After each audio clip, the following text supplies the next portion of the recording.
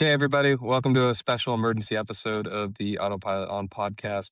We are in our cars because I'm on the way to work. John's got a lot going on, but we had to get this episode out because the saga has finally come to a close. The Dude, predictions were wrong. We were wrong. John, lead it away. well, I think both of us, Scott and I, can both agree that it is very unfortunate the way everything has kind of went down here, just for kind of all parties involved.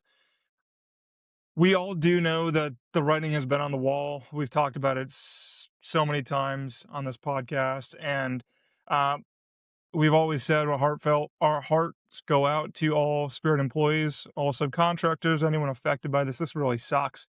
No matter which way you put it, it really sucks. So I want to lead off with those words, and then also kind of just go through anything we're saying is not trying to be blunt or direct. These are just the facts of what we want to say. And really what me and Scott have both come up with is we've been talking about it for a year and a half on this podcast and just as friends in general. And I'm seeing a lot of things on X right now, and it could just be the persona that I'm seeing on my feed. But the way the media is depicting this, and Sean Duffy is depicting this is the DOJ and the Biden era judge and the government. Basically, the demise of Spirit is solely based upon them, and that is a flat out lie. And so what we did was we conjured up basically the last um, 2 years of events into an HTML website file. It's going to be located on autopilotonpodcast.com. So if you want to go through this, feel free. And I'll also try to do a screen recording. How about that? And that way we Okay, can kind of maybe go through that way. sure. And while you're doing that, for those who might be tuning in for the first time, last night at approximately 12:08 a.m., the last Spirit Airlines flight ever landed at Dallas Fort Worth Airport, and they ceased operations once that airplane pulled into the gate. It was rumored to be happening this weekend. They had gone for a government bailout, which got shut down at the last minute. Around 11 p.m. last night, I started getting notifications and I pulled up FlightAware, and there were only like maybe 20 Spirit airplanes airborne across the country, which is highly unusual for that time of night. And so we all kind of figured out in this world that this was going down and that it was coming to an end. This is we're going to address our opinion of why we think Spirit Airlines failed and how the media narrative, at least the mainstream narrative that's being pushed right now, and the political narrative that's being pushed is not entirely accurate. There might be some influence in that, but that's not the whole reason this No, happened. This has been several years in the making. A lot of poor decisions from Spirit's leadership and management team along the lines. They replaced a CEO in the process, and John has compiled a real good breakdown of the timeline to help everyone understand what really went down. exactly. So, All right, I'll kind of get started, and so we'll kind of cut back and forth on the main premises. That way, you can see us both. So we kind of start out, and I think keep in mind this is made on the fly with Claude, but the story you're going to hear is the DOJ killed Spirit. The story dockets basically tell that the creditors did, no one else. And more importantly, just my thesis before we get started is I think, in the end of the day, greed killed Spirit mm, Airlines. mhm. And what I mean by that is, before we get into all the events, if we flash back to initially Frontier Spirit deal was announced, and that basically had to do with the ultra low cost carriers teaming up and becoming the fifth largest airline in the country, out just behind Southwest at the time. This is when Alaska and Hawaiian weren't together, and Sun Country and Allegiant obviously weren't together at that point either. It was going to be a legitimate behemoth in the industry. Then same thing kind of happened with JetBlue, was threatened. Same way with Virgin America going with Alaska. So they put a bid in to basically make sure that Spirit did not go to Frontier because they'd be strategically really left empty-handed. Goes back and forth. There's a couple different offers being made. At the end of the day, the shareholders decide to vote with the JetBlue deal because it's a significantly more favorable terms when it comes to the payout of what they're going to get. The Hmm. problem is Ted Christie and multiple different people said to them, this is never going to get through a DOJ appeal. Like, this is a stupid idea. We should not go with this deal. They did not care. They wanted more money. They said, we'll take our chances. When we all knew at the time that the Biden DOJ, the Biden administration, was really apprehensive to any kind of bigger companies, quote unquote, hurting the consumer. Now, I think that what I kind of learned in the last couple of days was a lot of people act like they know what they're talking about. And I think that's a good perspective. We don't know the full facts. No one outside of really probably 50 people in the world fully know all the facts here that's going down, maybe more. But you Sure. got to be at really high levels to understand all the background of these deals. And even if you're middle level management at one of these companies, you still didn't really have a good understanding of all the details. So, this is from the outside looking in perspective. I don't want to give that premise that we're not acting like we know better than everyone else, but we also have been following the story a lot longer than most people have. And so I think that gives Right. clarity. So right now, as it stands, there's over $2.5 billion of debt that Spirit accumulated from 2020. They have yet to make a single profit in a quarter, I believe a quarter, but I know for a fact a year since 2019. They had $795 million of debt equitized by March 2025. um, they rejected 3 Frontier offers after the JetBlue deal failed. So 3 different times there was a lifeline given to Spirit, regardless of the terms produced. There was another lifeline by the government as well, and God knows how many different lifelines that did not need to be put into an AK for the DOJ. They had at the peak 214 airplanes. There's obviously we'll get to it, but they were going to go down to 100 airplanes in size, and that's kind of just some bullet points. So, like we talked about, this one's for you, Judge Young, back in 2024. Basically, wrote in his thesis in his document saying that I firmly believe, based upon the Clayton Act written 100 years ago or so, that it's very obvious the reasons why we can't do this merger and it's how it's going to hurt the consumer. We had Elizabeth Warren on that bandwagon, which you're probably seeing in the news right now. That's a lot of the Yeah. GOP and what the pandering is wanting to go, saying that she obviously contested that merger, and most of the Democratic Party did in that sense as well. During that time, it was going to be a $3.8 billion acquisition. I don't have the facts in front of me, but it was going to be, I don't know, hundreds of millions of dollars more than a Frontier and Spirit initial deal. I think it was like 2.7 billion, and they went all the way up to 3.8 billion. And that was under different management than what is under JetBlue right now. Joanna Garrity is the new CEO. I can't remember his the guy, he's running Airbus North America right now. He was the CEO at the time that cultivated this deal with JetBlue. Then goes to March 4th, JetBlue and Spirit terminate the merger agreement based upon the rejection from the DOJ. There's a $69 million reverse termination fee on top of roughly $425 million in pre-closing prepayments Spirit shareholders had already received during the merger window. Within 9 months, that infusion is effectively absorbed by the bondholders. So already, this is kind of the start of the demise for the company. Hmm. And obviously, they said in those filings that Spirit has not a great chance after this deal. If it doesn't close, that they'll probably not make it. So we knew from the get go that that deal was not going to go through. So then we go into phase 2 from March 2024 to October 2024. There are 3 problems that the airline faces. Half the fleet is grounded by the Proud Whitney, engine issues, the post-COVID affairs cratering, and a $1.1 million bond loyalty wall coming due in 2025.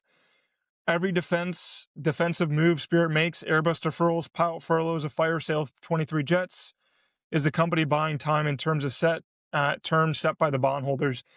So it's really important to know that everything that they do is reactionary to buy more time within the people they already owe money to and the people financing them going forward, right? That's the So point. Yep.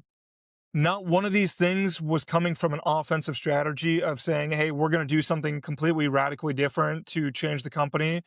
And I think this goes back, we've talked a lot about this before, but coming out of post COVID, the industry is fundamentally broken in terms of there's 4 airlines, really only 3 if not two, if you really get down to the nitty gritty, that are making money. Those Right. ones are highly focused on high premium routes or high Premium premium, premium what's it called? service. Yeah, premium service, Yeah. servicing the top 10% of the Americans making over Yep. $100,000 a year. Yeah. That's who's making money right now. Credit card deals and international premium lie flat seats. That's really what the strategy is, right? And so what you're seeing is Spirit never pivoted away from that. And so from that point on, it's been nothing but kind of crappiness. So Well, go ahead. yeah, and to interject, like, if our listeners go back and look at the episodes where we've talked in depth about this, I said it multiple times. Every time we talked about the bankruptcy hearings, I'm like, they have not made any positive changes towards you know, profitability or how they run the operation at all. It was just like you said, they were just kept buying time for creditors. And I was sitting there going, how the heck is this government going to sign off on a second bankruptcy when they've literally done nothing since the first one to Right. change? Right. Other than what they replaced Ted Christie in between, but that was it. That didn't change anything about the operation. Yeah, And they cut their cost, but they still weren't making money. You can't shrink to profitability. It's been proven time and time again. exactly. Exactly. And I think another thing too was not only did the leadership really not change the course, it felt like they were buying time towards some magic out they were going to get to. Mm, mhm, And they thought some kind of deal, it seems like on the outside, this is just my opinion. It seemed like there was some kind of silver lining they were trying to buy time to get to, which never came. And so, yeah, yeah, let me continue on this. So, by quarter four, 2024, 40 Airbus A320neos sit on the ground for inspection. Almost 20% of the fleet at that point, the pilot group keeps showing up. The airplanes don't. So, they're at this point, they're highly levered with debt, along with different terms that, different notes for bonds and different credit facilities, all this kind of stuff. Again, I don't have the exact terms in front of me, and I don't want to go through that. We went through that for the last year and a half. mhm, They got to a place where by the end of 2024, you could see that there were significant structural issues with the company. Going back, September 4th is also when 186 pilots were furloughed, fewer than announced, but seniors took voluntary leaves as well to make sure that some of the people that didn't have issues. A lot of that context, the context for that is a lot of dudes already had class dates, saw the writing on the wall for Spirit, and they decided, hey, I'll put a voluntary leave of absence out there or right, voluntary furlough to a lot of the dudes that were going to get furloughed in place. So right. it was a little bit less than they were expecting. Going forward, October 18th, 2024, Spirit extends 2025 notes refinancing deadline to December 23rd. So this is when we start to see those moving goalposts where the writing is when on the wall really since that kind of like fall 2024, but they kept doing these different financial moves to be able to extend that time frame. So this is really the first time that we start seeing those different moves. This is the first public moment the bondholders show their leverage.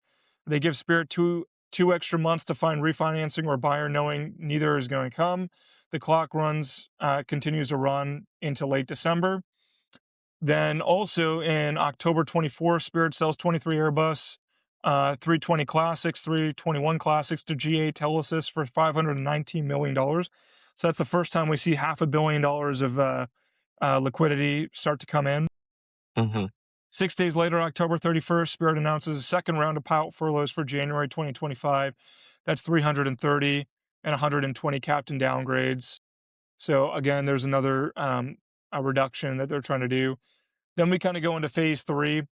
Between October 2024 and November 2024, that's a lot of time frame. I can't see it in front of me, but I believe during the phase three, we go from Spirit goes to Frontier for the first time. Frontier's terms are obviously going to be a little bit ugly. We're talking about Frankie, Bill Frankie. He's mhm, a cutthroat guy who is basically a master at distressed assets and being able mhm, to acquire those kind of things for really good terms. On the other side, you have Citadel and a couple other major credit facility, basically banking. Um, people that are funding Spirit, and they're also cutthroat as well. And we'll get to that in a minute, but they basically shot down all his terms. So to kind of go through, the talks died between Frontier and Spirit. 6 days later, Spirit is in bankruptcy court with a restructuring support agreement, basically an RSA already signed, drafted by, and backstopped by the same bondholders who'd been negotiating the terms behind the scenes. From this point forward, it is the management's airline. It is not management's airline. It's Citadel's and PIMCO's airline. So if we all it's coming back to me. If we remember, they already had basically a prearranged bankruptcy that was going to be really short-lived and get them exited to basically Right. dump their debt. A portion of their debt will go through, and then kind of bankroll that into later on for Right. them to be able to pay off. Yeah, because they did the first BK, which was super. It was like the shortest BK in like It was the corporate second history or something. shortest in Yeah, American corporate history.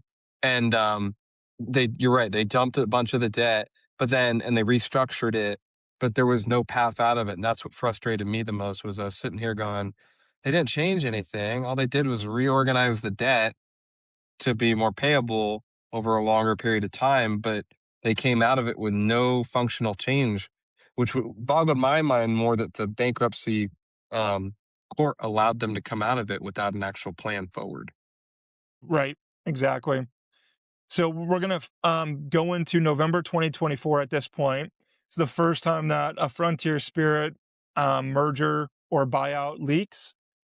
Spirit and Frontier reopen merger talks. Discussion breaks down on terms. On November 11th, 2024, the Farrier leaks save the ticker for the New York Stock Exchange for Spirit drops 47% in a single session for the first time in 10 months. The bondholders had a binary choice: take a Frontier deal and recover something, or run Spirit into Chapter 11 and merge owning an airline. They chose option B. So before they actually went into bankruptcy, there was a Frontier deal on available. Going into November 18th, a couple days later, Spirit files prearranged Chapter 11 bankruptcy, which we just talked about. December 5th, Spirit is delisted from the stock exchange, moves into pink slips, but basically the penny stocks at Hmm. SafeQ, trading at Right. 46 cents on the dollar. All right, so there's been 3 Frontier offers. The bondholders said no to all of them. Once inside Chapter 11, Spirit had a willing buyer in Frontier. Twice in 5 weeks, there was offers made. Both offers cleared the rational business case bar. Both were rejected by the new owners. The terms tell the story. So again, what you're hearing is not totally the truth on online. And all these 8Ks are on Frontier and Spirit's website. I don't know about Spirit's anymore, but you can go read about the Yeah, actual their email sent website's gone. between Chris Christie and Bill Frankie and at the time um, Barry Biffle. January 7th rolls around, $400 million debt plus a $19 19% stake in Frontier stock and a $350 million ask creditors emphatically reject. So basically, on January 7th, Frontier was trying to go to him saying, hey, we'll give you 19% stake in all the pre existing Frontier shares, $400 million of debt you're going to have to wipe out, and $350 million for creditors to fund a bridge until they merge the airline. Again, I'm not going to go through all the details. Yeah, we're Spirit's gonna have board it. We're reject. gonna post all this on a post on our website, and we'll link Yep. it to all our socials and at the bottom of this episode's description, so you guys can see the full detail of what John's actually referring to right now. Yeah. And so they go back and forth a couple times. And the next one is Frontier drops the $350 million equity ask. Spirit still says no. So Frontier did sweeten the pot a little bit. I mean, $350 million is nothing to balk at. Frontier moved the exact term Spirit said was the deal breaker. Spirit moved the goalpost to counter Frontier could never accept. This is a negotiation where one side never wanted the deal. So this is where it's interesting because it seems like these creditors really never wanted the deal to occur, or they really wanted it to be in their best favor. And so we'll kind of go through it later, but like how how is this financially responsible from the creditors where they can still make more money going through this entire process, but not accept this deal that was before they burned probably another $1 billion in money? I just don't get it. So And you maybe my said My brain started clicking when you made the comment about back in 24, the creditors turned down deals, or something to that effect, and I'm going, maybe they wanted this to fail because it might have been more financially profitable to the creditors to fail earlier on, and somehow the company was able to just keep stringing it, because you're right, there has to be some kind of profit or massive write-off that profits them in this failure, because they've been thrown several lifelines. There were deals that were gonna be made to try to save it or buy it or merge it, but they never wanted it. And so I've wondered that since we started talking about this, like John just alluded to. I think when we have a little more time, we'll sit down and do a real breakdown episode where we can dissect this, because I tell you right now, for anybody who's just thinking about getting into aviation that might see this podcast, if you go to like aviation college in a few years, this will be a case study in one of your Totally. aviation history classes, and your airline management course that we all had to take in a college program, because it's going to be, you know, we we're picking this up in late 23, early 24. What I'd really love to go into is what led to that point. Because when those first furloughs came out, they were already at a breaking point. They had just strung it along. And we don't know much prior to that because nobody started really paying attention until the first round of furloughs came out. And so I'm going to want to take some time here soon to go back and look at what led to the downfall, because we've tracked this downfall, we've watched it, we've predicted, several of our episodes. We talked about potential mergers and and buyouts and things, but I'm curious what the original cause was. Was it their customer service issues? Was it that they couldn't make money on the ultra cheap fares? Was it something else that we haven't looked at yet?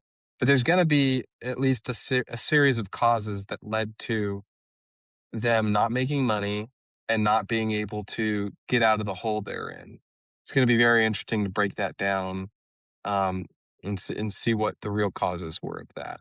Right. It doesn't make sense of why they kept turning, going back to what you were referring to. It doesn't make sense as to why they kept turning down all the lifelines and offers and buyout offers and mergers, other than the creditors are somehow profiting on this on the back end. That's the only logical explanation Yeah. I can come to. Maybe they have other things that if they use this as a major failure write-off, that it turns their profitable on other projects or other things they're invested in. Could be something as simple as that. Yeah. And But that's that's where, that's business. That's yeah, how it works. exactly. And when we're getting these major players like Citadel and these guys that are managing multi-billion-dollar portfolios, like, we have no idea what the cause of their decision making is. And I'm not going to tell you, neither of us are going to tell you what we like think is the reality of it. We can speculate. And Scott, I do think that we will have clarity, not now. I think it's going to take a long time, but I think there will be reasoning that comes out Oh eventually yeah. from people that said this is actually what happened.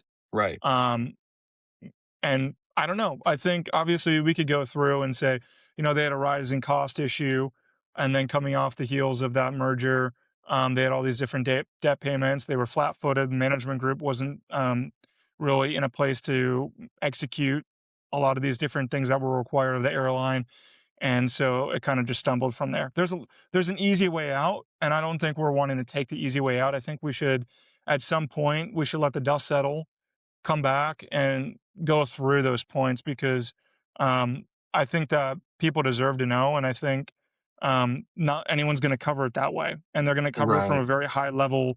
standpoint that a regular consumer will probably be like, "Oh, these are the reasons." But Right. we're pilots. We all know the industry, and the people listening also have a pretty good tap on what's going down in the industry as well. Yes. So let me continue on this. So we ended at February 4th was the last time that Frontier offered, with no $350 million equity ask. They rejected it. A month later, they have a plan confirmed. Spirit emerges from Chapter 11. So again, it was 3 months they were in Chapter 11 bankruptcy. I mean, like, literally Yeah, nothing. it's crazy. It took them 87 days, not even 3 months. $795 million debt converted to equity. So that's when the bondholders and creditors, or whatever you want to say, the people that own Spirit basically converted their debt to equity. $350 million in new equity invested, and then $840 million in new senior secured notes issued to existing bondholders. Okay. Then phase 5 comes in April 7th to April 21st, 2025. Ted Christie is out. Dave Davis takes control. This is kind of their turnaround effort, right? They're coming out of bankruptcy. Let's get some fresh blood in there. Let's see what happens. On April 7th, 2025, he resigns, and Dave Davis, former CFO of Sun Country Airlines, takes the role. And he's really good with the finances. And so we all thought at the time that that was a positive move because Ted really wasn't offering anything to the table. Right. Along with Ted, there was a couple different other executives that left. The guy who actually came in, I actually interviewed at Spirit back in 2023. That's a different story for a different podcast, but it was the day they figured out about the Pratt and Whitney engine issue. Thank God every day I didn't end up going to the job. I got the job offer. I didn't end up going. But he also left the company on that day as well. May 13th, so about a month later, Spirit announces extra legroom seats, phases out blocked middle seat. So if you think about it, that this is they're trying to go upstream in the market, trying to gain new people with premium first. Again, Right. they can't completely change their model, but that's what they tried. At this point, they in June 2025, Spirit First, Premium Economy Value, the ultra low cost carrier label get dropped. So again, this is them trying to get away from the ULCC kind of framework and trying to go into the low cost carrier framework. It never really catches on again because they didn't change the product all that much. I mean, Right. they really Their didn't, they kept their image was the same. They never did damage control with their image. right? Yeah. Fast forward to September 9th, 2025. Spirit all but abandons the West. This is really, honestly, I think back in September was when things really started to go downhill fast, when the liquidity was getting tight. So they basically exit all of the West Coast. Las Vegas becomes a ghost town, basically. Yeah. And this is when the liquidity really gets tight and they need to basically go cutthroat on anything that's not making money, they're cutting. Mhm. So fast forward to August now. So back in August 12th, 2025, substantial doubt, going concern. Spirit basically puts out something in their different filings saying that, hey, we have a real chance of going bankrupt here again for the second time. And then August 29th, basically, a chip has been called in. Basically, court approves $475 million of DIP financing from existing creditors, $200 million immediately available. The fleet has to cut from 214 to 100 aircraft, and it doesn't look that much better. Right. Basically, this was due to AirCap calling in saying, hey, you've defaulted on something. We've covered Yep. it on the podcast. Yep. It's in another episode in depth. Yep. Yep. United CEO Scott Kirby calls the ULCC model dead. September 9th, Frontier Barry Biffle fires back at Kirby, basically making the bullshit that Barry always says. That's cute. He's good at math. He understands that he has a fight over. We have to fight oversupply in the United States. The lease rejections occur in October 25. 87 airplanes get returned. Another furlough occurs mid-October. Spirit announces 365 pilot furloughs, 170 captain and FO downgrades. Then basically the competitors back in basically Thanksgiving timeframe, they Mm. start adding all the capacity to Spirit routes. Right. They're trying to kill them. Yep. Yep. They're trying to They kill Spirit at this point. they saw the wounded animal and they went for it. Yeah. Exactly. Mhm. Early December 2025, furloughs canceled. Pilots had already left on their own. Yeah. It was a mass exodus at this point. Yeah. They restructure their CBA. They ratify it, 82% in favor. The pilots are trying their best. That was in Yep. December. Yep. Barry's out at Frontier in December as well. There's rumors of Frontier engaging again to try to Again. make a deal. Still nothing. There's nothing that these guys want from a deal with Frontier.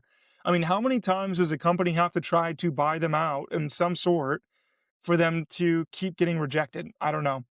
So then we get to the end, which is where we are right now. I know we kind of fast tracked the end. But April 15th, CNBC, Spirit could liquidate as early as this week. April 22nd, $500 million Trump bailout floated. That was never going to be real, I don't think, I don't think because so. Congress had to get involved. And then also the other low cost carriers kind of did a checkmate where they went and said, we want $2.5 billion if you give them money as well. And the government's not going to be able to shell out $3 billion on that. So I think that was pretty smart. That basically leads us to yesterday. And we'll end here. We'll do a much more deeper dive into this, but they shut down at 3 a.m. today. And, over the weekend, we kind of knew it was coming. At least I saw the reports. And last week, there was in front of the judge, they basically said that, hey, if we don't get funding by the end of next week, which was yesterday on Friday, Yeah, that's all we have. And so he right. wasn't lying to the judge, obviously. So it's It's greed, all the brother. truth. In my opinion, I don't know. I think there were so many chances for something to occur, and nothing happened. Well, And and yeah, like it's important for people to understand that the CEOs of these airlines are at the behest of the board, of the airline owners. They're not, yes, they have authority to make decisions and do things, but ultimately they answer to the board. And so, the way I'm looking at this is the board did not give Davis a mandate to change anything, or he probably would have. That's my guess. I'm an outsider looking in, but Christie was not doing things in a profitable manner. They replaced him. Perhaps Christie wasn't willing to play ball on the creditor issue anymore, and they replaced him with someone that would do what they wanted, which meant sinking the airline. I could be totally off, but I'm just trying to talk my thoughts out loud of possibilities, right? Because in the business world, I would not put that past these guys, especially. I mean, sure, we're going to give you millions of dollars, and all you have to do is continue letting the ship sink and pretend to make it look like it's working. Because again, my only logical conclusion is the creditors somehow profited from this failure. Otherwise, they wouldn't have let it fail. They would have genuinely tried to save it by any means necessary. You know, yeah. and like you said, John, as time goes on, much higher level financial people will dissect this and we will get the answers as to the reality. But the big point to be made today was this wasn't simply because the Biden administration's DOJ shut down the JetBlue merger. That that's being used as a pawn in a political game right now definitely was a factor in this, but it was not the sole reason. And for those people who might not have been following the saga that we've been for a couple years now, this didn't just happen overnight. The writing was on the wall 2.5, almost 3 years ago when Connor got furloughed in the first round. Yep. The writing was on the wall then, and a lot of people started jumping ship then because they saw the writing on the wall then. Um, and then in the second round of furloughs, even more people bailed on the company because it was really getting nasty. So it's been an ongoing process that has taken time to get to this point. Everybody, you got to remember, this is the first major U.S. carrier, and I define major U.S. carriers as non-regional and non 135 scheduled. So, you know, yes, we lost Air Whiskey. Well, they're still technically in operation, Air Wisconsin, but they've essentially shut down operations. Silver Airways went out of business, but those were not major U.S. carriers. Spirit is the first major U.S. carrier, to my understanding, to fail since 1991, Yep. and that was Pan Am or TW, one of them, one of I those think old guys, there's Eastern, sorry, Eastern failed. And so it's a big deal, and it's shocking to people, especially people in our industry who've never experienced a failure before like this, which is why there's so much emotion tied to all this. So go ahead, John, wrap it up. yeah, I think that we're gonna probably not be available for a little bit of time. We might be able to record, but I think we're gonna have to see how the dust settles and look Yeah, at the reshaping of the U.S. airline industry, because I think things are gonna get shuffled around here soon. it's going to be And I very think, interesting. yeah, and as much as Spirit only having 76 airplanes going down to, they were still at 150 airplanes right now, peak. And I'm really curious to see where this kind of shuffles the industry once we get past these higher fuel prices. And kind of what I wonder too is, does this reframe future administrations? Let's say that Frontier suffers issues going forward, does this make it more appealing for administrations to allow Frontier to merge with someone else if it ever came to that? Simply because, do we want an aftermath of saying, hey, the last administration blocked, or two administrations ago blocked a JetBlue Spirit, and then they just completely, bankrupt and are Right. gone? There is no other low cost, ultra low cost carrier. And so, what happens to the price gouging now? So, when you get down to one last carrier at that level, with the scale that Frontier does, do you let them fail? I don't know if you can, because then the industry really gets interesting in terms of what the pricing they can kind of give. And so, again, another topic for another day. Yeah, it's a whole Man, it's nother gonna podcast I'd love to do. yeah, we're gonna have to see how this plays out, but I really appreciate everyone kind of following along in this journey, and hopefully we said that in a way that doesn't offend anyone either. We're not trying to, obviously. No, We're we're just just trying to giving the show facts. we're just giving you the facts, and these are all, cold hard facts. This isn't any opinion really, and how we're portraying the facts. So, we wanted to give a differing opinion of what you're going to see online in the aftermath of this. No matter what people say online, especially the media outlets or Reddit, because they skew politically one way, Mm, right? So, yeah. anyways, that's kind of my point of view. So, is there anything else you want to do before we wrap up? No, just thanks again, everybody, for all your support.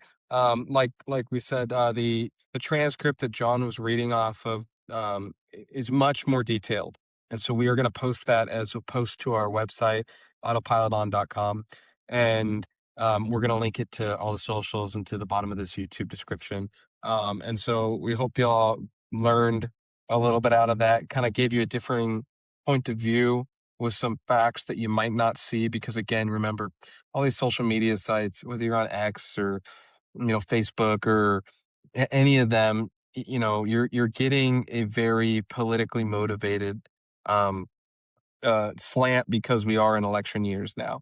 And so we wanted to give you more of a cold hard facts of the reality of what led to last night's you know quote unquote sudden shutdown or ceasing operations. So um Yeah. again, our hearts go out to anybody who is still working at Spirit. You've got a couple thousand pilots and then the flight attendants and all the other staff that are on the street today. The good news is, it seems like the industry is going to absorb most of those people. There's already been uh, lots of things put out by the other carriers saying, "Come to us, we'll take you in." We want you to come work for us, and so those people hopefully will all land on their feet. If any, I'm going to try to get this edited tonight and out tomorrow. So anybody who's listening, if you're flying the line, make the walk, go check, see if there's any of your Spirit buddies. I know their cast privileges have been revoked because the airline's no longer in operation, but most other airlines are offering zero cent fares. And if you're in the industry, you know what that means. So make sure they get on and make sure you get them where they need to be. Take the walk for them because you'd want someone to do it for you. So that's all I got to say about that. Cool. That's a good place to end. Appreciate everyone's support. We'll see you next time. Thanks, guys. All right, guys, we'll follow up in a couple weeks. Thanks.